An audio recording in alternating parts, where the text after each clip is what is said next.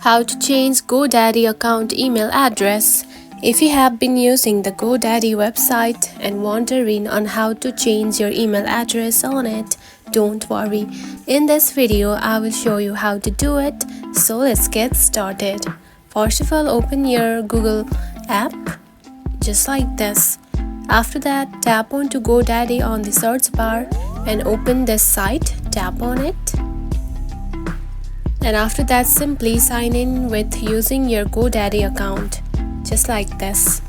After that, you will find something like this. Now tap onto your profile icon at the top, select it, then here you can find account settings, tap on it. Then scroll down and here you can find email, tap on it.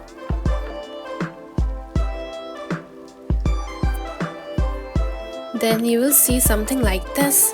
Now to change your email address, simply tap onto this email address just like this and remove it and add a new one and add the password and simply sign in. And after doing that, you will simply change your email address on it. And that's it. This is how you can change GoDaddy account email address. If you found this video helpful, don't forget to like and subscribe for more tips. Thanks for watching.